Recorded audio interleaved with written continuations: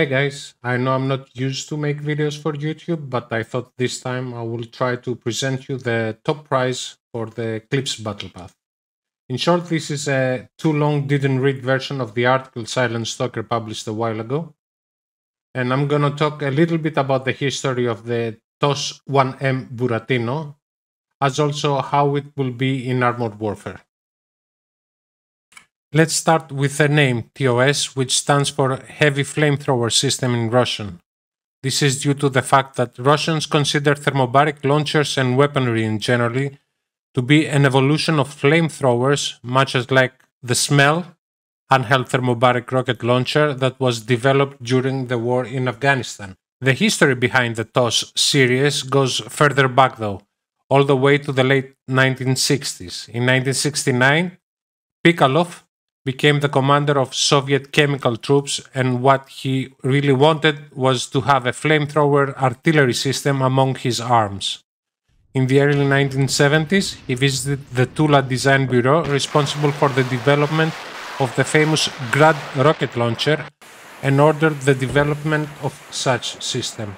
The initial project was ready in August of 1972, and considered of a T-72 based rocket launcher with 3 kilometers range, an ammunition truck, and new incendiary unguided rockets. The next few years were spent developing incendiary rocket mixtures until the design was more or less realistic and was approved for further, more detailed development in 1976. That's where the name Buratino appeared first. It was a designation for the entire project. The word itself comes from a popular Russian children's tales by Tolstoy, in which Buratino is a wooden boy, essentially a retelling of the Pinocchio tale. Some sources claim the name was chosen because of the protruding rocket fuse resembled Buratino's nose. The first two prototypes appeared in 1978 and 1979. These were T-72 based and were built in Omsk. The vehicle passed its trial successfully but wasn't expected in service due to its insufficient firepower. The development of a new rocket explosive was therefore launched, resulting in new thermobaric warheads. A few words about thermobarics. Unlike a conventional bomb that uses solid explosive with an oxidizer, a thermobaric bomb is filled with fuel that it spreads and ignites in the form of a cloud of aerosol.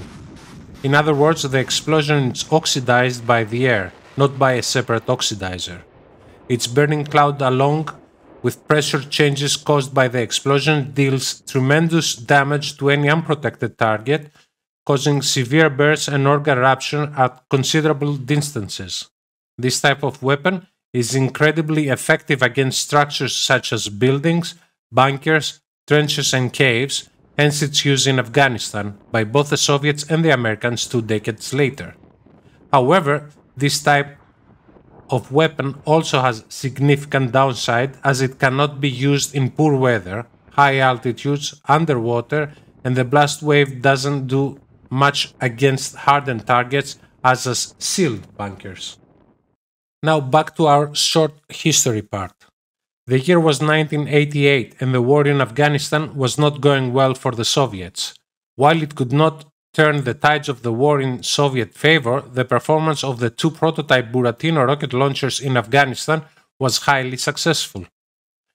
It quickly became possibly the most feared Soviet weapon system due to the fact that its 220mm thermobaric rockets were utterly and completely devastating. The Buratino was a relic of the times when the urban fighting success wasn't measured by rooms cleared but by city blocks leveled. The Buratino was officially accepted in service in 1995, although it wasn't until 1999 when it was first officially shown in public during the Second Chechen War. It's worth noting that it isn't the artillery branch that's operating the TOS vehicle. These systems are operated by Russia's chemical NBC protection troops, likely a throwback to how the entire program started. 2 years later, in 2001, a more famous version of the Buratino appeared. This was the TOS-1A Solntsepyok Sunscorch. Unlike the Buratino, the TOS-1A was officially accepted in service in 2003, built in significant numbers, and was exported as well. But the TOS-1A is a different machine. Let us get back to the Buratino and the Soviet experience in its use. Even during the very first engagements, it was clear that due to its relatively low range of 3 kilometers or so, the Buratino had a problem as, unlikely the other self-propelled artillery pieces in Soviet and later Russian service, it sometimes found itself within the range of enemy retaliation. Additionally, when reloading or deploying to fire, the Buratino was completely defenseless. As a stopgap measure, the rare Buratinos deployed in Afghanistan had to be escorted by vehicles capable of engaging soft targets at close ranges or in elevated positions, such as the BMP-2. This of course wasn't ideal, and it was deemed necessary for the vehicle to be able to defend itself on its own, and by that time the specialized BMOT wasn't developed yet and wouldn't have enough firepower even if it had been available at the time. To address these issues, a project called TOS-1M was developed in 1997 in Omsk, evolution-wise. It falls right between the TOS-1 and the TOS-1A. It's neither really, but it's a version of the TOS-1, which is why we decided to keep the name Buratino. The design introduced the following improvements to the TOS. Additional 30mm autocannon installed on the side of the turret below the launcher. In later iterations, it was removed due to the complications with its installation. Additional thermal imager, improved range from 3 km to 5 to 7 km, improved accuracy due to a modernized ballistic computer, improved rocket performance. The original Buratino's one rocket covered 700 square meters with a whole salvo covering 1 to 1.5 hectare, improved to 900 square meters and 2 hectares. Reduced height of the vehicle by reducing the launcher capacity from 30 to 24 rockets. Added ability to fire without deploying the outriggers thanks to a new suspension blocking system. Upgraded chassis from the original T-72 platform to a contemporary tank with a T-80U, being the most likely candidate due to the fact it was produced in Omsk. Additional protection in the form of hard-kill APS. The design is described in detail in patent number 97107808-20 from the 13th of May 1997. The vehicle weighed some 44 tons and had crew of 3 men, driver, commander and weapon operator. The hull protection was taken from the basic MBT model and the TOS is built on. Our model uses the T90 MBT as a basis, while the launcher could resist small arms only. In reality, firing at the launcher resulted in a rather spectacular explosion, something that the TOS-1M was designed to avoid. Additional protection was provided by 902G Tusha smoke grenade launcher system, Argus KSIZ soft kill APS, and T2A2 hard kill APS. The firepower consisted on 24 massive 220mm thermobaric rockets in a box-like launcher, as well as one 30mm 2A42 autocannon mounted on the right side of the turret. The exact way how the weapon was supposed to be installed was not specified. We have come up with a modified helicopter mount that could fit the design. The launcher and the cannon could depress to -3 degrees and elevate to +48 degrees. 2 rocket types were used: MO10104M thermobaric and MO10104M OP high explosive incendiary. The fire control included 1D14 rangefinder, TKN-3 commander optics and ballistic computer set. An alternative weapons project was also envisaged. Instead of 24 220mm rockets, there was a version with 80 smaller 122mm rockets developed from the Grad MLRS rockets, but not identical. At least one prototype was built and trialed with unknown results. Little else is known about this variant. The vehicle was powered by the T-90's V84MS diesel producing 840 horsepower. The maximum speed was 60 km an hour. At least in our configuration, the T80 variant would naturally have a gas turbine. As you probably know by now, it wasn't approved for further development. The most likely reason is that the T80 series of MBTs fell out of favor after the infamous Battle of Grozny, due to their poor performance and vulnerable ammunition. Anything T80 related would therefore have a hard time getting funding. Besides, the T80 chassis was not strong enough on its own and would have to be modified significantly, which constitutes another major expense. The T72 base or T90 base TOS-1A was developed and produced instead. Russia itself has about 50 TOS-1A vehicles in service, but it also became a fairly successful export item, no doubt thanks to its terrifying reputation. Kazakhstan bought 3 in 2013-2014, first shown in 2015 during a military parade. Azerbaijan also bought 18 to 36 in 2013-2014. These were T90 based. Iraq bought 12 vehicles in 2014.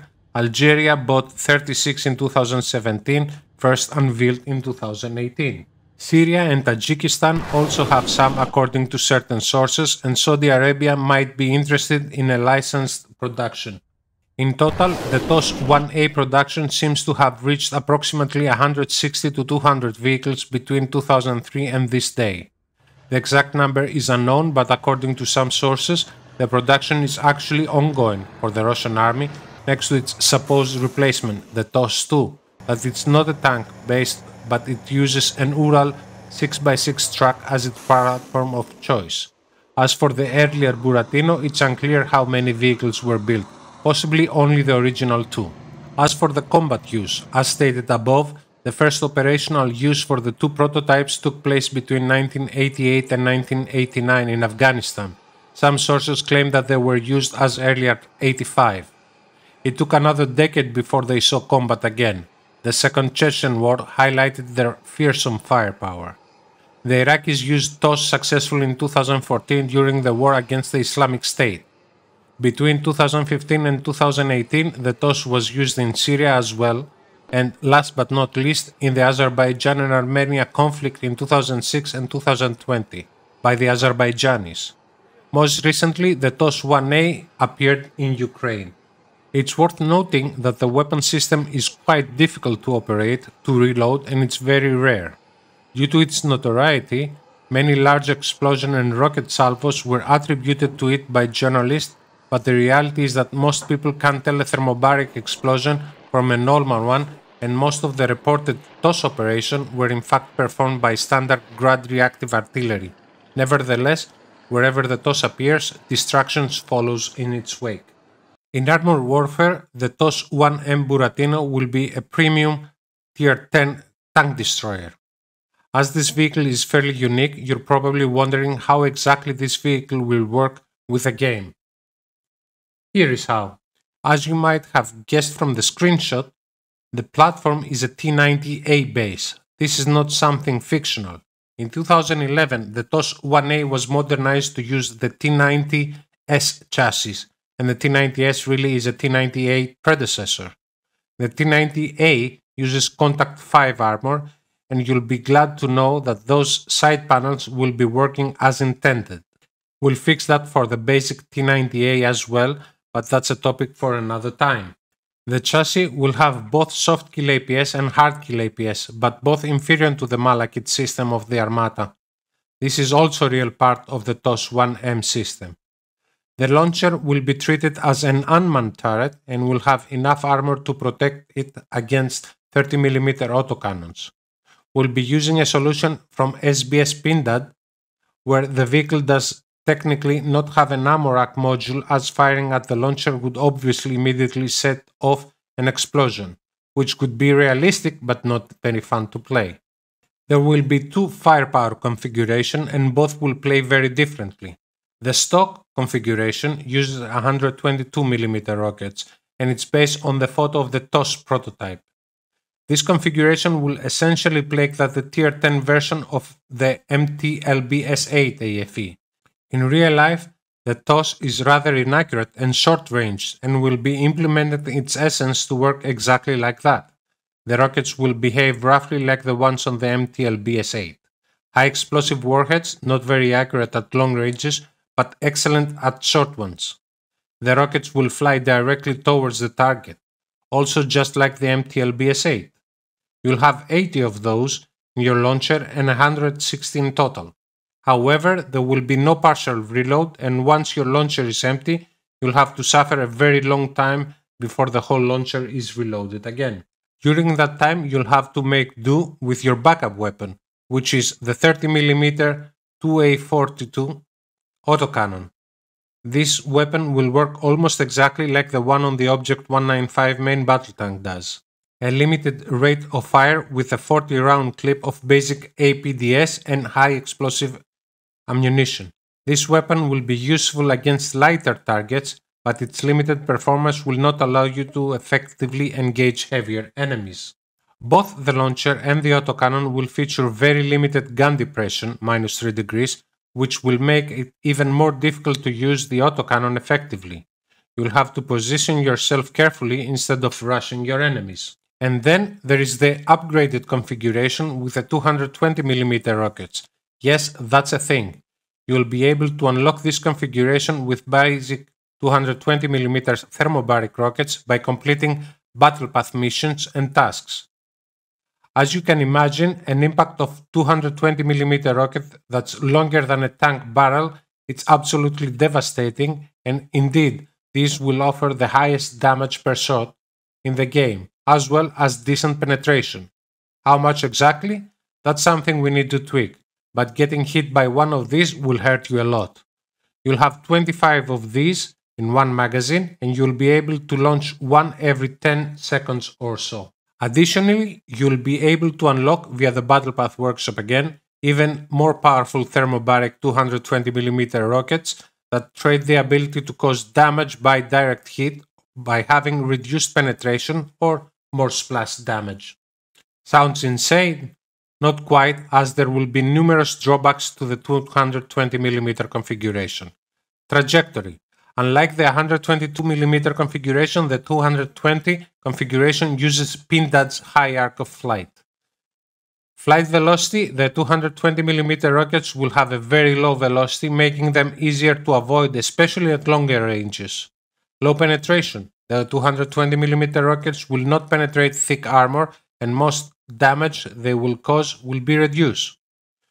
Skills. Increasing the amount of ammunition carried will not work here, as using it will trigger a reload of several minutes, effectively disabling the launcher until the end of combat. In other words, a hit by one of these will deal monstrous damage, but you'll have to earn it. As for the rest, well, do you truly care about the rest? No active abilities, no camouflage, a box firing telephone pole-sized rockets into the sky tends to be conspicuous, and the vehicle will be blind as a bat. The mobility will resemble the original T-90A tank, perhaps a bit slower. And that's about it. Despite these disadvantages, we know you will have a lot of fun with it, just like you have with the Avra. Because this is the TOS. It hardly gets any more awesome than that. Thanks for watching. I hope that you found this video interesting, and I'll see you in the battlefield.